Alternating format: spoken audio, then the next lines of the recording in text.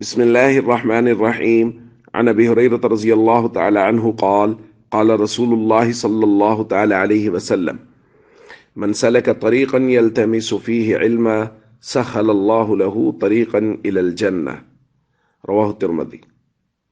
نبی کریم صلی اللہ علیہ وسلم نے ارشاد فرمایا، جو علم حاصل کرنے کے ارادہ سے کہیں جائے تو اللہ اس کے لیے جنت کے راستے کو آسان کر دیتا ہے۔ دوستو، علم حاصل کرنا اور علم حاصل کرنے کے لیے جانا اور یہ قدم اٹھانا، یہ اللہ کو بہت محبوب ہے۔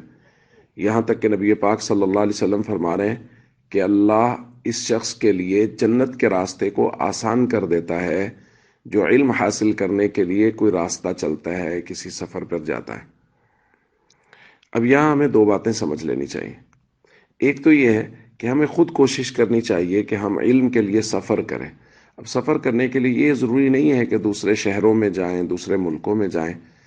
چلنے کا مطلب یہ ہے کہ ہم گھر سے مسجد کی طرف بھی جائیں تو ہم علم حاصل کرنے کی نیت کر لیں، وہاں عالم صاحب سے، امام صاحب سے کوئی نہ کوئی دین کا مسئلہ پوچھیں، اپنی نماز وغیرہ درست کر لیں۔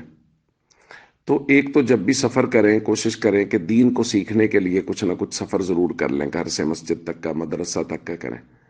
اور دوسرا یہ ہے کہ جو لوگ یہ سفر کر کے آئے ہوئے ہیں ان کے بارے میں یہ یقین رکھیں کہ یہ لوگ اللہ کے برگزیدہ اور نیک بندے ہیں، اور اللہ نے ان کے ساتھ خیر اور بھلائی کا ارادہ کیا ہے کہ یہ لوگ دین کا علم حاصل کرنے کے لیے سفر کر کے گھر بار چھوڑ کے آئے، جیسے مدارس میں پڑھنے والے طلباء ہیں، علماء ہیں۔ تو یہ لوگ خالص دین کے لیے ہجرت کر کے آئے ہوتے ہیں۔ تو جو لوگ اس کے لیے، دین کے لیے ہجرت کر کے آئے ہیں، تو ان کے لیے اللہ نے جنت کا راستہ آسان کر دیا ہے۔ تو ان کی طرف ہمیشہ محبت کی نظر سے دیکھیں، ان کے لیے دعا کریں، ان کا تعاون کریں۔